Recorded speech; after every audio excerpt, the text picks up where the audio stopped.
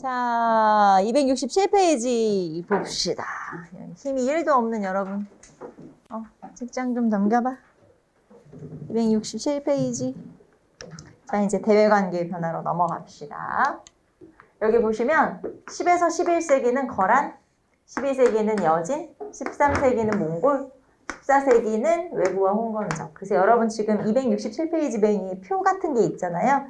그거를 사실 이렇게 만들어 놓은 거예요. 똑같은 거. 그래서 자, 여러분이 이 순서를 좀 알아두시면 시험 문제 중에서는 이렇게 대외관계에 대해서 순서대로 연결하라는 문제도 많이 출제가 돼요. 그렇기 때문에 여러분이 이 순서, 우리랑 싸웠던 순서, 네, 이렇게 기억을 하시면 순서 같은 거 골라낼 때 훨씬 도움이 되겠죠. 자, 10에서 11세기는 거란족이 이 나라를 세운 거예요. 그 다음에 12세기는 여진이 금나라를 세운 거고, 자, 13세기는 몽골이 쳐들어와요. 몽골이 나중에 원 나라를 세우죠. 그리고 14세기 말에 외구와 홍건적. 그래서 이렇게 싸움을 하게 된다. 순서대로 한번 알아두시고, 자, 그러면 대외관계 한번 볼게요. 지금은 이제 우리 누구랑 싸울 거냐면 거란이랑 싸울 거죠. 처음이니까. 자, 그러면 그 당시 국제정세는 어떠냐? 5대 19개 혼란기. 앞에서 이렇게 얘기했죠. 당이 있었고, 당나라가 분열돼서 5대 19, 그러니까 망하고 5대 19 시대가 있었어요. 5대 19은 5개의 민족이 10개의 나라를 세웠던 시기. 혼란스러웠던 얘기죠. 자, 그리고 이 5대 19기 끝나면 송. 자, 그러면 이제 이런 시기 5대 19기 혼란기. 자, 그리고 고려라고 하는 나라의 기본적인 대외 정책은 외왕 내제 정책을 채택을 하고 있어요. 이것도 여러분 막 단어 막 외왕 내제 이렇게 안 외워도 돼요. 자, 외왕. 밖으로는 왕이라고 해. 하지만 내 안으로는 제 황제라고 해. 그런 뜻이에요. 그러니까 무슨 말이냐면 밖에 다른 나라를 대할 때는 아유 저는 왕이죠 이러면서 겸손. 알죠? 겸손 모드. 자, 그리고 안으로 좀 이렇게 왕권을 좀 강화해야 될 필요가 있을 때는 뭐라 그래? 나 황제잖아.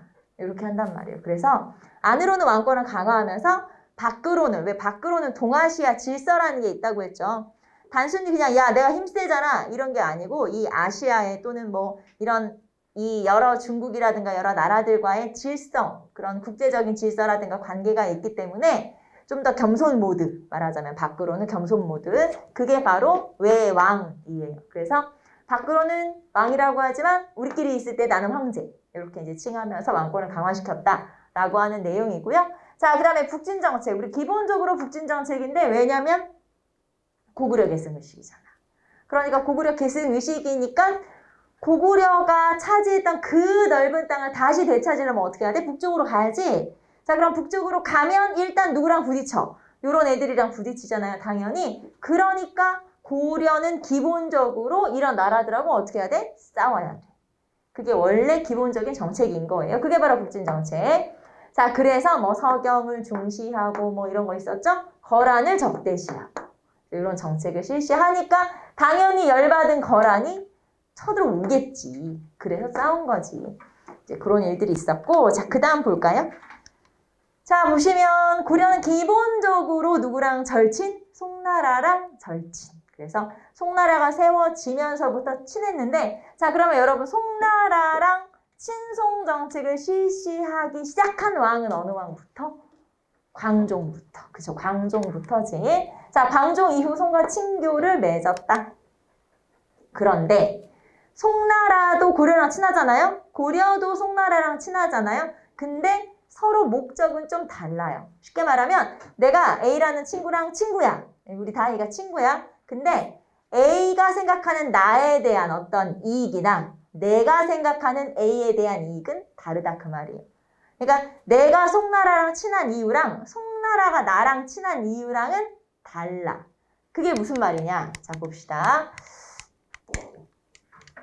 자, 송나라는 고려로부터 정치적이나 군사적인 어떤 도움을 받고자 친하게 지내는 거예요. 그런데 고려는 송나라를 정치적으로나 군사적으로 도와줄 생각이 1도 없어. 그럼 나는 송나라랑 왜 친한 거야? 우리는 경제적이나 문화적인 이득을 얻으려고 친한 거지. 무슨 말인지 알겠죠? 서로 친구는 친구인데 목적이 좀 다르다 그 말이에요.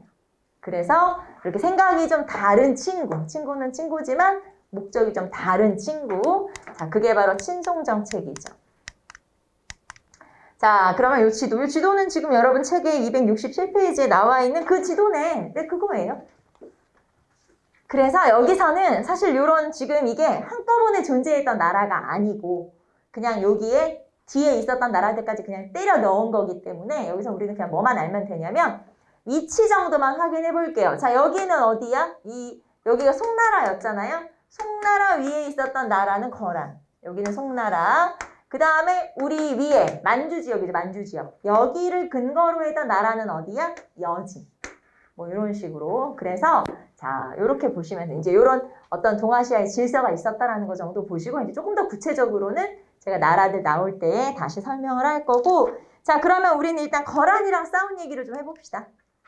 거란의 침입. 자, 거란과의 전쟁을 한번 살펴보도록 할게요. 자, 거란은 그럼 왜 쳐들어왔냐? 아까 친송정책이 섭섭하니까 쳐들어왔지. 당연히 거란을 적대시하니까. 물론 그런 것도 있는데 자, 볼게요. 여기 거란. 여기 송. 자, 거란하고 송하고 지금 대치하고 있어요. 근데 사실은 이 중국이라고 하는 나라의 중원, 그러니까 쉽게 말하면 이런 거죠. 여러 북방민족들이 차지하고 싶어하는 지역에다가 송나라가 나라를 세운 거예요. 그래서 이 북방민족들이 자꾸 송나라를 쉽게 말하면 견제하는 거지. 그런데 문제는 뭐예요? 여기서 이제 문제가 뭐냐면 이 송이라고 하는 나라는 군사력이 좀 약해요.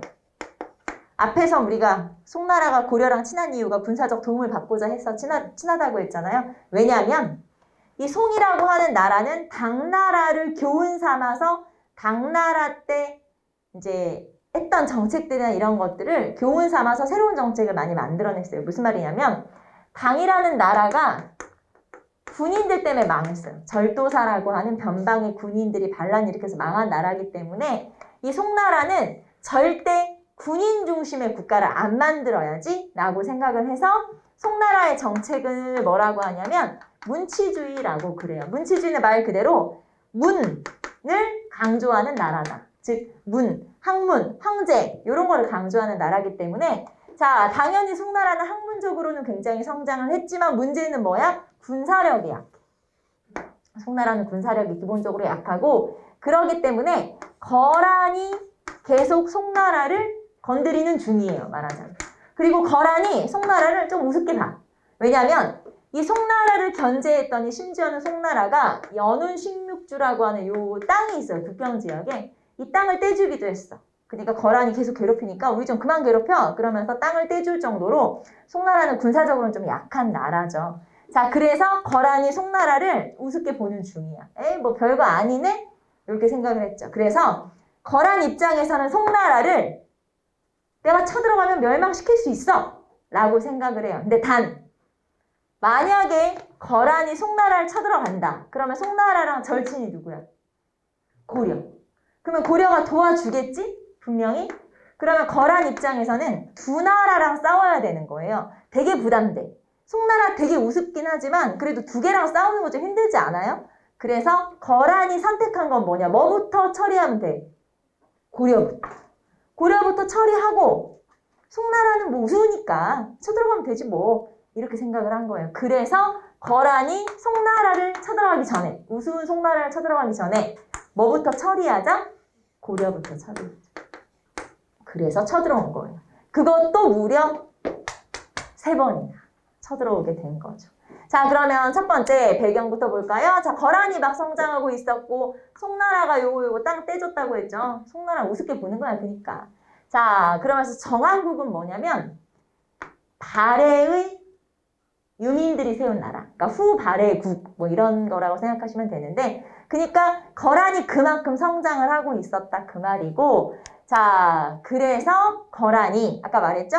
송나라 쳐들어가기 전에 고려부터 쳐들어가야지 라고 하면서 쳐들어왔어요. 그래서 소선영이라고 하는 사람이 80만 대군이 엄청 많은 거죠. 끌고 쳐들어왔는데 요구한 게 뭐냐면 너네 송나라랑 관계를 끊어라. 그리고 너네가 차지하고 있는 땅을 내놔라. 그러니까 이 거라는 뭐라고 하면서 쳐들어왔냐면 너네는 신라에서 나온 나라잖아.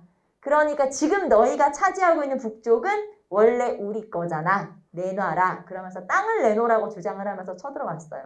자, 그래서 고려에서는 어떻게 싸워? 아니면 땅을 줘? 엄청 지금 토론 중이야. 고민 중이야. 그때 내가 갔다 올게. 그러면서 담판을 하겠다고 한 사람이 있었어요. 알죠? 여러분 누구의 담판? 서희의 담판. 그치, 서희 그 사람이. 그 서희가 내가 갔다 올게. 그러면서 자기가 자처를 해요. 내가 갔다 올게. 그래서 이제 담판을 하게 되죠. 소손령이랑 담판을 하게 되는데 요 담판한 내용이 여러분 269페이지에 나와 있는 그거예요. 자, 소손령이 뭐라고 했냐면 너네 땅은 신라에서 나왔잖아. 그러니까 너희가 차지하고 있는 땅 내놔. 그랬더니 서희가 뭐라고 했냐면 아니거든. 우리는 고구려를 계승한 나라거든. 그래서 오히려 너네가 차지하고 있는 땅도 원래 우리 건데 너네가 내놔야 돼. 그렇게 얘기를 하면서 그랬더니 소손령이 뭐라고 했냐면 그럼 너네는 왜 송나라하고만 친하게 지내냐? 왜 우리하고는 교류를 안 하냐? 그랬더니 서희가 우리가 너희랑 교류를 안 하는 게 아니고 너희랑 교류를 하고 싶어도 압록강 근처에 거기 원래 우리 땅인데 여진족이 지금 거기서 좀 살고 있어. 걔네 때문에 못 가는 거야. 여진을 쫓아내고 그 지역을 차지하면 갈 수 있어. 우리가 갈 거야. 인사하러 갈 거야. 그래서 그 여진족 쫓아내고 그 땅 우리가 차지해도 돼? 이렇게 이제 동의를 구하게 되죠. 그랬더니 소손령이 그래 맘대로 해. 그래서 여진을 쫓아내고 그러니까 오히려 거란과 담판을 지었는데 여진을 쫓아내고 그 땅을 새로 차지하게 된 거예요. 그 땅이 강동 육주가 되는 거죠. 자, 그래서 여러분 교재 269페이지 사료탐구 보시면 그런 얘기가 나오고 있는데 자, 밑에서 두 번째 줄 보세요. 서희의 대화 중에서 밑에서 두 번째 줄 볼게요. 조빙의 불통은 여진 때문이다. 만약에 여진을 내쫓고 우리의 옛 땅을 되찾아 성과 요새를 쌓고 도로를 만들면 어찌 교빙하지 않겠는가. 그러니까 이런 거지. 여진 쫓아내고 이 땅 우리가 차지한다. 괜찮지? 이렇게 이제 물어본 거죠. 그랬더니 맘대로 해. 이렇게 된 거예요. 그래서 오히려 땅을 차지하게 됐다. 그게 바로 강동 육주. 강동 육주는 여러분 268페이지 지도에 약간 핑크 빨간 핑크 동그라미. 네, 거기. 그게 바로 강동 육주예요. 거기 위치도 한번 잘 봐두시고 서희는 뭐 우리 너무 잘 아니까 당연히. 자, 그러면 오히려 땅을 차지하고 압록강까지 영토를 넓히게 된 거죠. 자, 그러면 원래 약속대로 고려가 이제 송나라와 관계를 끊고 거란하고 절친이 됐냐는 아니겠지? 이게 뭐 여러분은 어떻게 생각할지 모르겠는데 외교에서 가장 중요한 건 자국의 이익이에요. 외교? 의리? 물론 의리도 좋죠. 의리도 좋고 다 중요한데 결국에 가장 중요한 건 자국의 실리와 이익이 가장 중요하거든요. 그런 면에서 본다면 이 외교를 기가 막히게 했던 나라가 고려예요. 우리의 이익을 위해서 좀 눈치를 보더라도 아니면은 살짝 좀 쉽게 말하면 뻥을 치더라도 자기의 이익을 위해서는 괜찮다. 그래서 이때 그러면 송나라하고 진짜 관계를 끊고 거란하고 이제 절친이 됐냐? 아니야. 왜냐면 송나라와에도 얻을 수 있는 이익이 따로 있잖아요. 그렇기 때문에 고려는 송과도 교류를 하면서 거란하고도 뭐 잘 지내는 약간 이런 정책을 실시하게 되는데 그거를 기가 막히게 줄타기를 잘한 거예요. 그게 바로 고려의 외교술이라고 볼 수 있죠. 자, 그래서 결국에는 어떻게 됐냐? 거란이 짜증이 났겠지. 강동 육주를 지금 물론 뭐 고려가 자기 땅이라고 해서 주긴 했지만 뺏긴 것 같기도 하면서 기분은 나쁘면서 거기에다가 송나라와 교류를 끄는 것도 아니잖아요. 그러니까 거란이 다시 쳐들어오게 되는데 거란도 이 정치라고 하는 거, 외교라고 하는 건 사실 명분이거든요. 명분은 뭐냐면 명확한 이유가 있어야 돼. 어떤 이유 없이 그냥 막 하는 행동은 안 되거든요. 명분이 중요해요. 지금도 마찬가지 정치나 무슨 모든 행동에 명분이 중요한데 이 거란도 쳐들어오고 싶은데 명분이 없어. 왜냐면 다 뭐 잘 되고 있어. 그래서 뭔가 좀 구실을 찾았어요. 그 구실이 강조의 정변이에요. 자, 강조의 정변은 여러분 269페이지 오른쪽에 날개에 조그만 설명이 되어 있죠?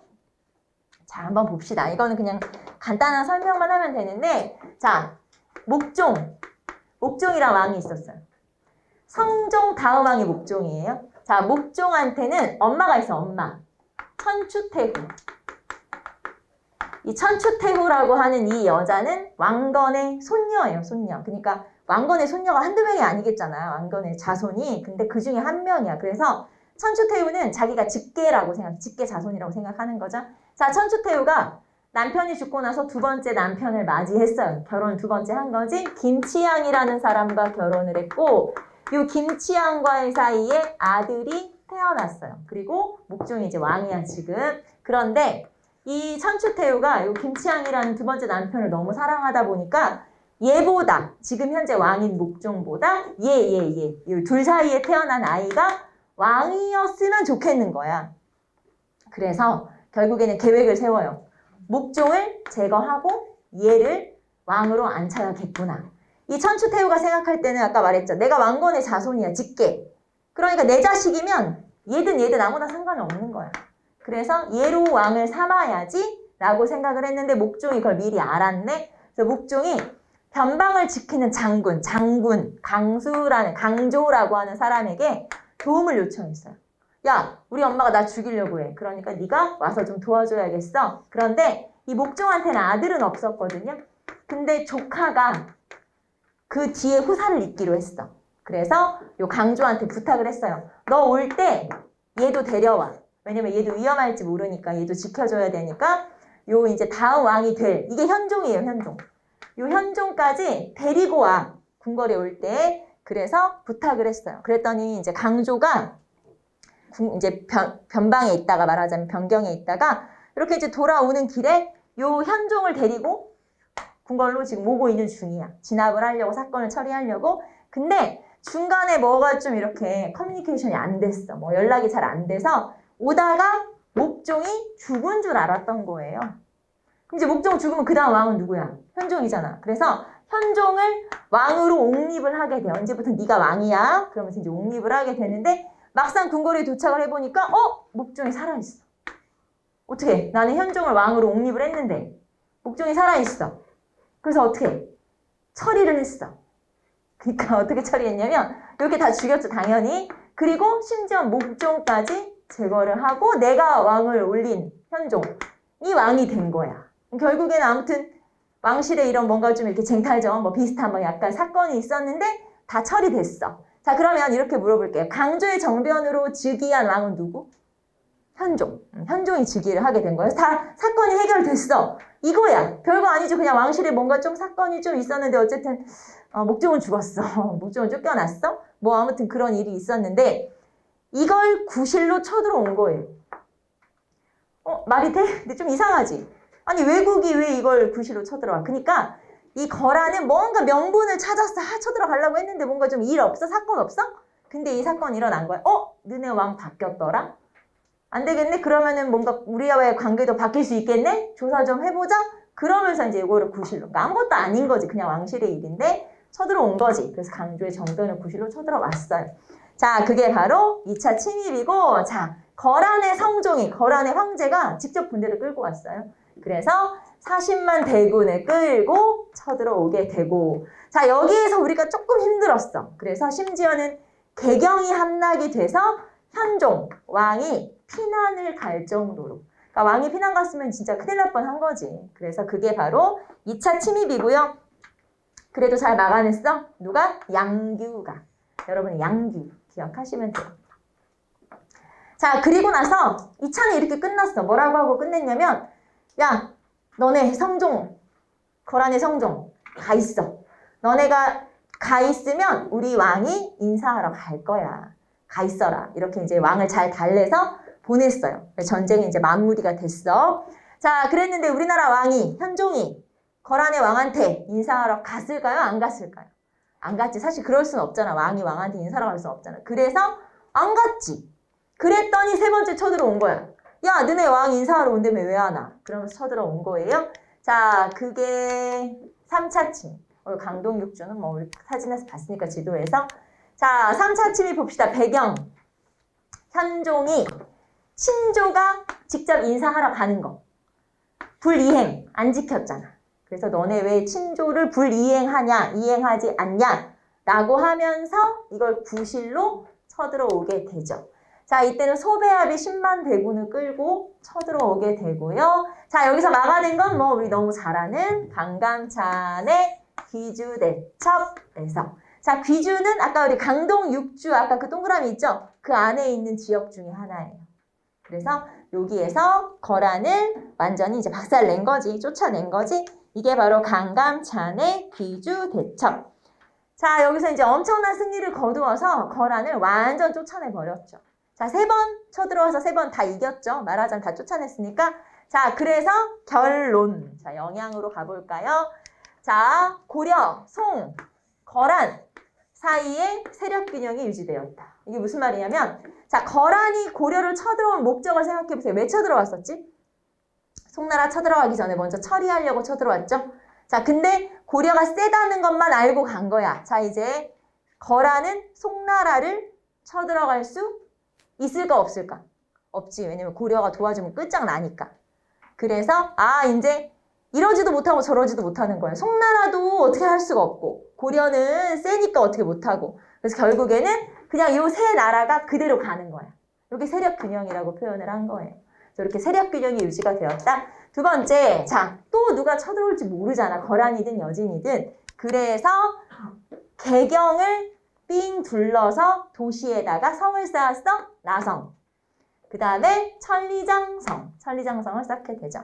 자, 그 천리장성이 아까 우리 지도에서 봤던 그 천리장성. 압록강 입구에서부터 도련포까지. 그러면 여러분 혹시 기억나는지 한번 보세요. 앞에서 우리가 이렇게 할게요, 제가. 여기가 통일신라. 그리고 고려초. 자, 이렇게 영토를 넓혔다고 했죠. 조금씩 넓혀가잖아요. 지금은 압록강 입구에서부터 도련포까지 이렇게 천리장성을 쌓은 거예요. 영토가 조금 더 넓어진 거지. 그래서 여러분 거기 지도를 보시면은 천리장성 지도는 269페이지에 나와요. 자, 269페이지나 268페이지나 둘 다 천리장성이 표시가 되어 있죠. 그래서 영토가 또 조금 넓어졌네. 압록강 근처까지 간 거예요. 그래서 이렇게 영토가 조금 더 넓어졌다는 거 알 수가 있죠. 자, 그 다음에 넘어가 볼게요. 문화사업이라고 해서, 자, 앞에서 이거 살짝 설명했는데, 한종 때 앞에 실록이 없어져서 소실돼서 새로 만들었어. 7대 실록. 자, 거란이 쳐들어왔어. 부처의 힘으로 무찔러주세요. 기원했어. 초조대장경. 초조는 최초 이런 뜻이라고 보시면 돼요. 처음으로 거란의 침입을 무찔러 달라고 하는 그런 대장경을 만들었죠. 자, 그 다음에 어쨌든 이제 요나라, 요가 바로 거란족인데 거란하고 사이가 좀 안정이 되면서 교류도 하기 시작했어요. 그래서 문화 교류도 이루어지게 되죠. 자, 여기에서는 여러분이 이거 천리장성으로 알아두시면 되죠. 귀주대첩은 뭐 말할 것도 없고. 자, 1차는 서희, 2차는 양규, 3차는 강감찬. 알겠죠? 누가 막아내는지 중요하니까 체크. 그리고 천리장성은 압록강에서 도련포까지. 요거 알아두시면 되겠죠. 자, 이렇게 해서 거란은 끝났어. 자, 그 다음 볼까요? 여진. 자, 이제 그 다음 얘기를 여진을 하기 전에 중간 얘기를 좀 해야죠. 그냥 여진으로 점프할 순 없잖아. 자, 어떻게 됐냐? 거란 있어, 거란. 요나라, 그리고 여기 송나라. 자, 그리고 여기 고려가 있고 요 고려 위에 만주 지역에서 성장하고 있는 여진족. 자, 여진족이 원래는 부족으로 막 흩어져서 살던 기마 민족이에요. 기마족. 그런데 요 이제 유목민족들이 자기들끼리 부족을 통합하면서 세진 거예요. 그래서 나중에는 나라를 세워. 자, 이 여진족이 세운 나라가 금나라. 이 금나라는 거란을 멸망시키고 요 나라를 멸망. 그리고 송나라도 멸망을 시키고 싶은데 송나라는 아래로 밀어내. 그러니까 멸망까지는 아니고 송나라가 차지하고 있던 이 땅을 빼서 송나라는 밀어내. 자, 요 자리에 있다가 밑으로 쫓겨났잖아. 남송 시대가 된 거예요. 그래서 자, 남송, 그 다음에 여기 다 금, 여진족, 그리고 고려. 이런 상황이 된 거야. 근데 지금 우리가 하는 얘기는 이렇게 금나라가 세지기 조금 전에. 자, 그 얘기를 좀 해볼게요. 자, 봅시다. 여진은 12세기 완인부라고 하는 부의 추장을 중심으로 이제 부족들끼리 흩어져 있다가 통합하기 시작했다고 했죠. 세력이 세지기 시작했어. 그래서 여진족이 통합이 되면서 고려의 국경선을, 천리장성 있죠? 자꾸 넘어와. 우리랑 자꾸 충돌을 하는 거예요. 자, 그런데 이 여진과의 충돌에서 누가 이겨? 여진이 이겨. 왜? 기마족, 기마민족, 기마병, 우리는 보병. 알죠? 그래서 만든 군대 별무반. 뭐 앞에서 다 했던 얘기니까. 자, 그래서 윤건의 건의에 의해서 별무반이라고 하는 군대를 만들었다. 자, 여기서 우리가 체크할 거는 별무반은 어느 왕이었지? 숙종. 그쵸, 숙종. 별무반은 숙종. 자, 신기군, 신보군, 항마군은 승병. 그래서 이렇게 세 개의 군대로 이루어진 기병 중심 부대를 만들었죠. 자, 그게 바로 별무반. 자, 그런데 별무반 만들어 놓고 숙종은 죽었다고 했죠. 그래서 다음 왕인 예종이 군대를 보내서 여진을 토벌하게 되죠. 자, 그래서 쌓은 게 뭐라고요? 동북구성. 자, 그러면 동북구성은 어느 왕? 예종. 그쵸, 예종. 알겠죠? 여기서 포인트는 왕이 중요한 거예요. 알죠, 여러분? 왕 물어볼 때 물어보니까.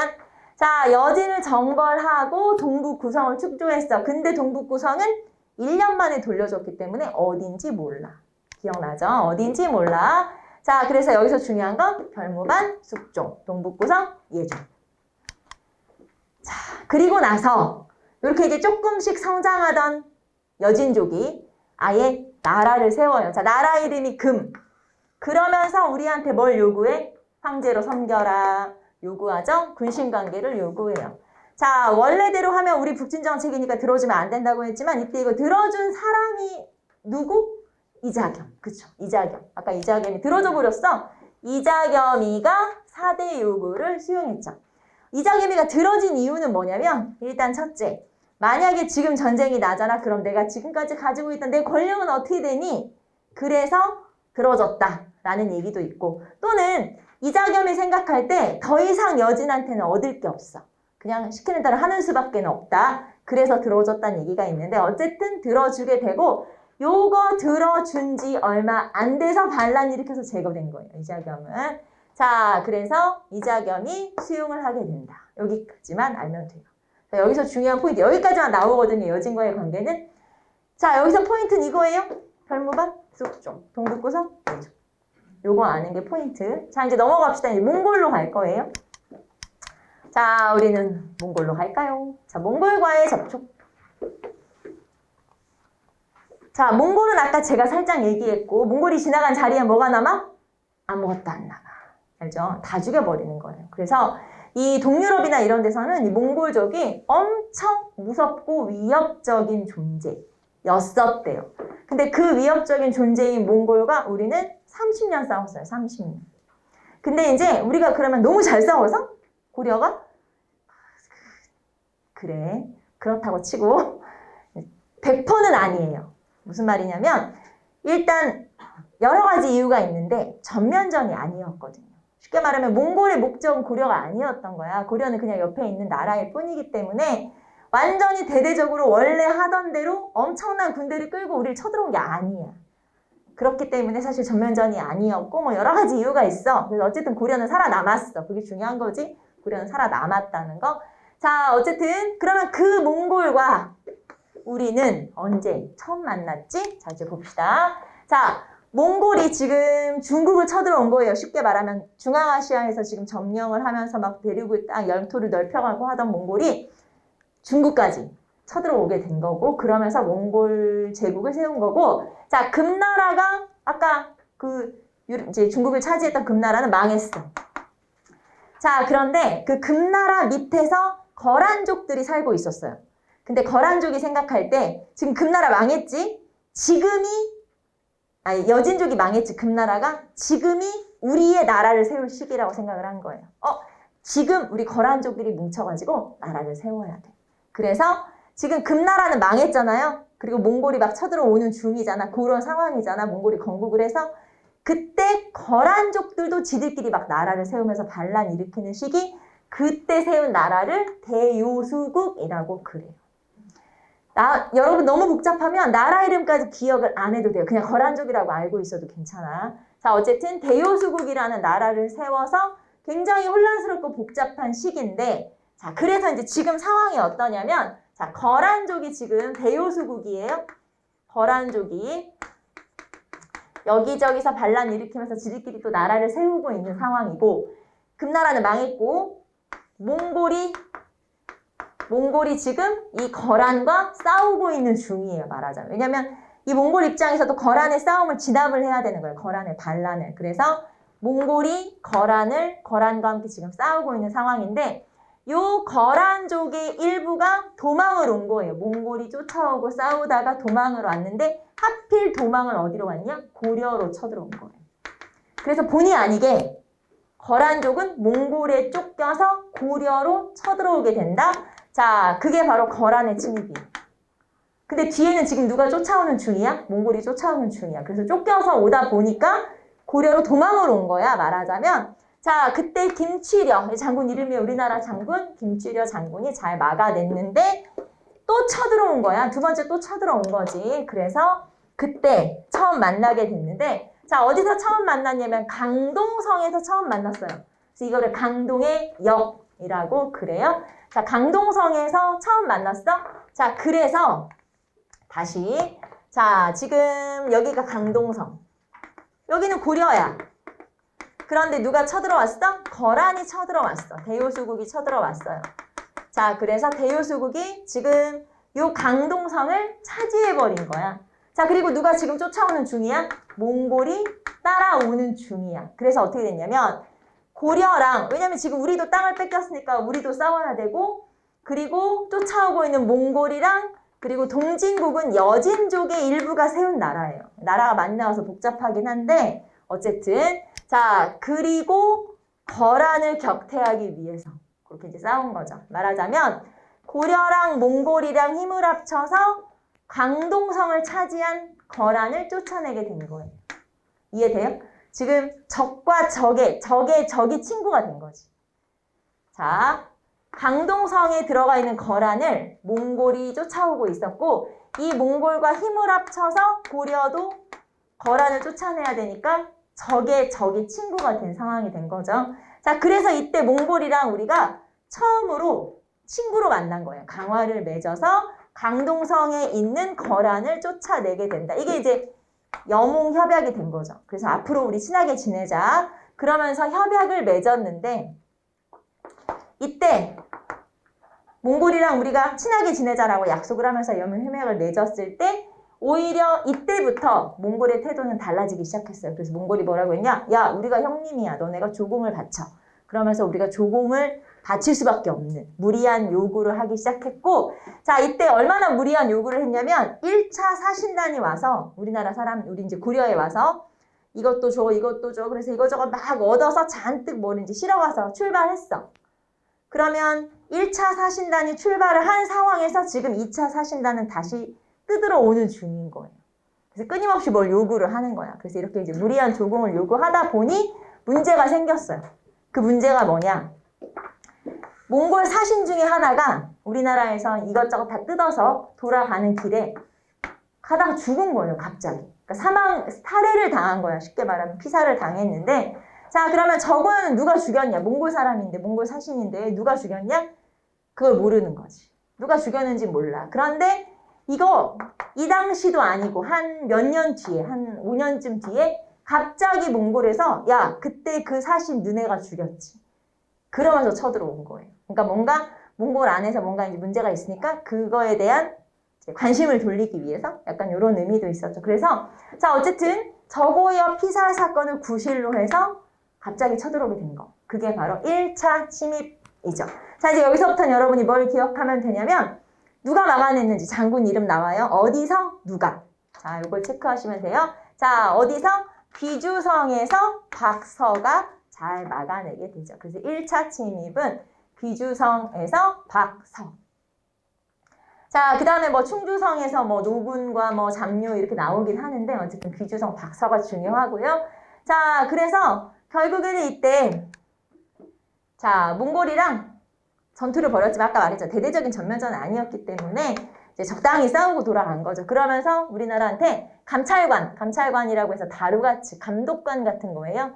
다루가치라고 하는 사람을 하나 이제 놓고 갔어. 말하자면 놔두고 갔어. 그래서 이런 식으로 전쟁이 이루어지게 된 게 바로 1차 침입이고, 자, 그런데 곧 또 쳐들어왔죠? 2차 침입. 자, 2차 침입은 누가 막아냈냐면, 잠깐만. 2차 침입은 누가 막아냈냐면, 여기 보시면, 자, 배경 볼까요? 강화 천도를 구실로 해서 쳐들어오게 됐어요. 자, 그러면 강화 천도는 누가 있냐? 최우가. 최우 집권기에 몽골이 쳐들어왔는데 최우가 강화 천도를 했어요. 자, 강화도로 천도한 이유는 몽골은 기마족이니까 바다에서 못 싸워 잘. 수군 이런 거 별로 없어. 그래서 바다, 해전에 약하기 때문에 우리가 섬으로 그냥 도망을 간 거지. 자, 최우 집권기에 강화도로 천도를 했어요. 그랬더니 괘씸하다고 쳐들어온 거야. 그게 바로 2차 침입이고, 자, 여기서는 누가 막아냈냐? 처인성에서 김윤우가 잘 막아내게 되죠. 처인성은 지금의 용인이에요. 용인 그 땡땡랜드 있는 거기. 그 근처. 요즘 땡땡랜드인가? 아무튼 거기. 그 물놀이하고 막 하는 데 있잖아요. 거기. 그 근처. 자, 그래서 처인성에서 김윤우가 잘 막아내게 되고, 더군다나 이때 몽골 장군을 활 쏴서 죽이게 돼요. 그게 바로 살리타라고 하는 사람이죠. 그 살리타를 사살하게 되면서 이 살리타라는 사람이 몽골에서 1차 때도 쳐들어왔던 되게 유명한 장군인데, 이 장군이 온 지 얼마 안 돼서 바로 죽죠? 얘네들이 이제 장군이 없어진 거잖아요. 오합지졸이 되면서 후퇴. 그래서 결국에는 승리를 거두게 된 게 바로 김윤후의 처인성 전투, 살리타 사살. 이렇게 알아두시면 되겠고, 자, 그리고 이때 초조대장경이 소실되죠. 초조대장경은 대구에다가 보관을 하고 있었어요. 대구 부인사. 그러니까 몽골군이 어디까지 쫓아 내려간 거냐면 대구까지 침략을 했다가 이 대구 부인사에 있던 초조대장경을 불살라버린 거지, 얘네들이. 자, 그 다음에 3차 침입은 한번 읽어보시고, 자, 3차 침입 때는 이것만 알면 돼요. 팔만대장경을 조판하기 시작. 아까 최우 집권기라고 했죠. 팔만대장경 조판 시작. 자, 그리고 이때는 황룡사 9층 탑을 또 불살라버려. 그럼 얘네들이 어디까지 갔다는 거야? 최소 경주까지 갔다는 얘기죠. 그래서 황룡사 9층 탑을 이때 3차 침입 때 홀라당 불살라버리게 되죠. 자, 그 다음에 이게 시트가 바뀌었어요. 그냥 이렇게 해볼까요? 자, 봅시다. 5차 침입으로 가보시면 5차 침입에 다시 한번 등장하는 인물이 바로 김윤우. 자, 2차 침입의 김윤우가 5차 침입의 그 김윤우. 같은 인물이에요. 그래서 첫 번째 2차 침입 때는 처인성이었죠? 이번에는 충주성에서 잘 막아내게 되죠. 자, 2차와 5차가 같은 인물이라는 거 기억하시면 돼요. 2차 처인성, 5차 충주성. 그래서 이번에는 방호별감으로 있었던 이 김윤우라는 인물이, 자, 이때 뭐 노비라든가 도적, 초적이라든가 이런 사람들을 모아서 싸웠는데, 이 김윤우가 결국에는 이제 이 병사들을 독려하기 위해서 노비 문서를 가져다가 싹 불살라버렸대요. 그러면서 만약에 너네가 이 전투에서 이겨서 살아남으면 평민으로 올려주겠다. 노비, 천민들을 평민으로 만들어주겠다라고 하면서 이제 이렇게 기운을 북돋아서 전쟁이 승리하게 됐다라고 하는 게 바로 이 김윤, 충주성에서 김윤우. 자, 그리고 가장 심했던 전투가, 가장 좀 이제 피해가 많고 했던 전투가 6차 침입이었는데, 역시 충주 다인철 소에서 이 소가 극향 부곡 소할 때 소겠죠? 그래서 여기에서 잘 싸워서 승격을 시켜주게 됐다. 자, 이 몽골과의 전투에서는, 자, 1차에서 저구역 피살 사건 때문에, 2차에서 김윤우가 처인성에서, 5차에서 김윤우가 충주성에서. 요 세 개만 기억해도 괜찮아요. 알겠죠? 제일 많이 언급되는 게 요 세 개니까 세 개 알아두시고, 자, 그러면 결국에는 이제 몽골이랑 이렇게 해서 얼마나 싸웠냐? 30년 싸운 거예요, 지금. 그래서 30년 동안 한 6차례 전투를 벌이게 되고, 자, 이제 그만하자. 그래서 이제 강화를 체결하기 위해서 이제 노력을 하게 되죠. 강화라는 게 싸우던 나라끼리 화해하고 전쟁 그만두는 거. 그거를 강화라고 그래요.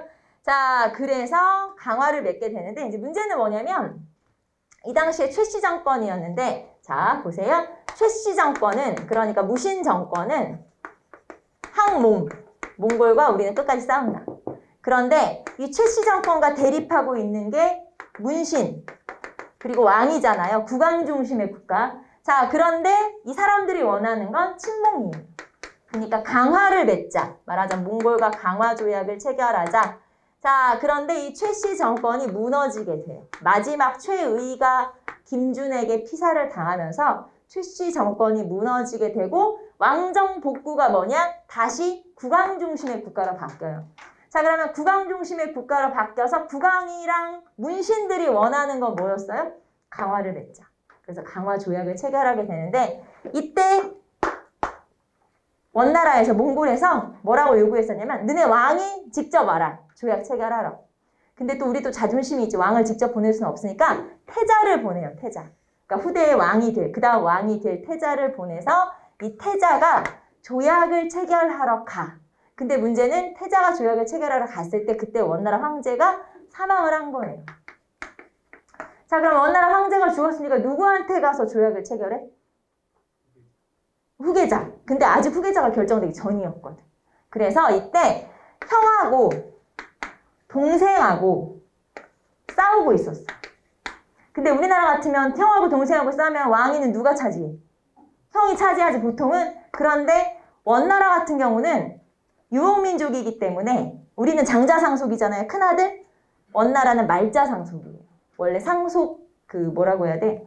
원래 상속의 순서가. 그래서 막내 아들한테 물려주는 게 여기서는 목적인데, 자, 여기서는 이제 황제가 사망을 했는데 황제의 동생들이 지금 싸우고 있는 거고, 사실은 이 더 밑에 동생에게 유리했었는데 이 태자가 원종이 누구한테 둘 중에 인사를 하러 가냐면 형에게 인사를 하러 가요.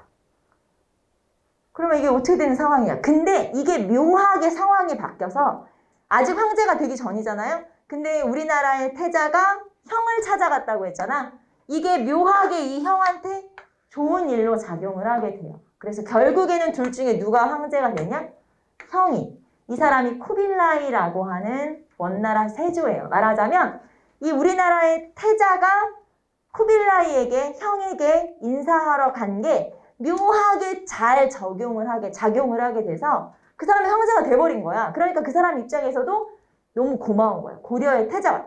걔 때문에 내가 황제가 된 거랑 마찬가지거든요. 그러니까 고려를 함부로 할 수가 없게 된 거예요. 말하자면은. 그래서 여러분 275페이지 보시면, 자, 맨 위에 보시면 세조구제라고 되어 있지 않아요? 이 세조가 원나라 세조 쿠빌라이를 말하는 거고, 세조가 뭐라고 했냐면 고려 태자에게 정말 고맙다. 너네가 우리한테 항복하러 와줘서, 나한테 항복하러 와줘서 정말 고맙다. 그래서 고려라고 하는 나라를 없애지 않겠다.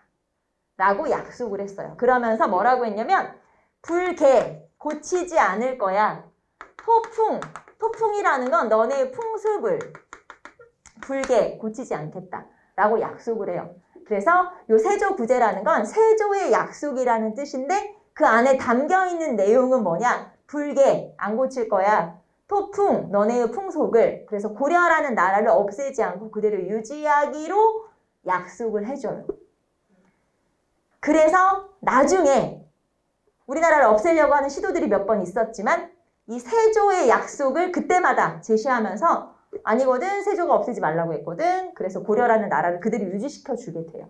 그래서 요 세조, 원나라 황제인 세조와 이 사람이 나중에 원종이라는 왕이 되거든요. 이 원종과의 어떤 강화 조약이 꽤 중요한 역할을 하게 되는 게 바로 이 세조구제와 관련된 거죠. 자, 그래서 결국에는 강화를 체결하게 되고 몽골이랑 친하게 지내기로 하고 개경으로, 이제 우리는 돌아가야지. 개경으로 지금 강화도로 피난 가 있었으니까 개경으로 환도를 하면서 사실 원나라가 우리나라를 그대로 두겠다고는 했지만 간섭은 하죠. 그래서 이제 원의 간섭기가 시작이 된 거예요.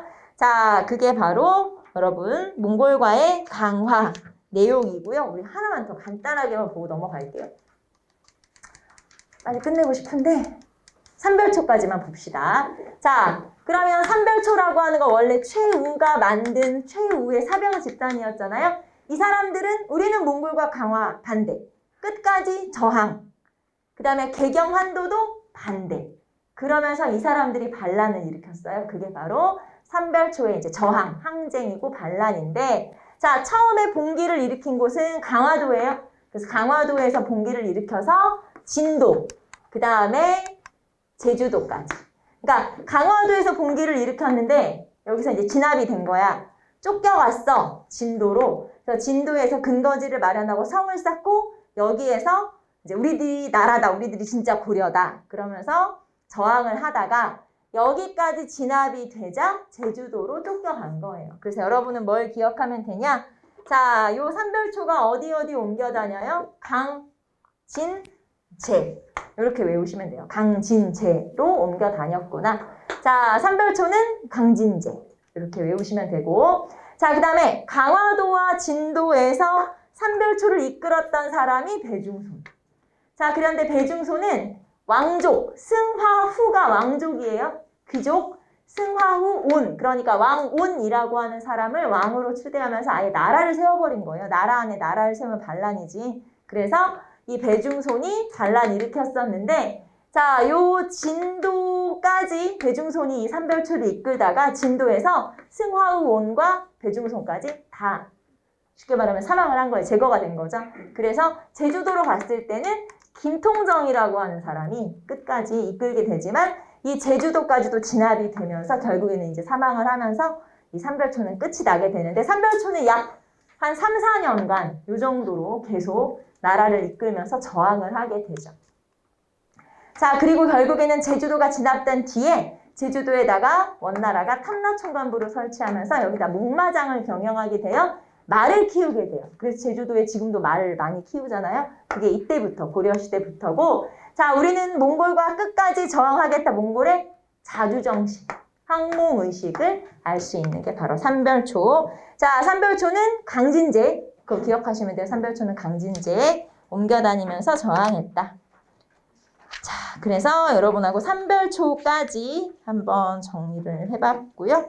자, 다음 시간에 여러분 고려 후기 정치변동이랑 그리고 멸망이랑 이제 경제, 사회, 문화까지 다음 시간에 다 마무리하면 되겠죠. 다음 시간에 오전에 마무리하고 오후에는 이제 조선으로 이렇게 넘어가도록 할게요. 자, 오늘은 여기까지 합시다. 수고하셨습니다.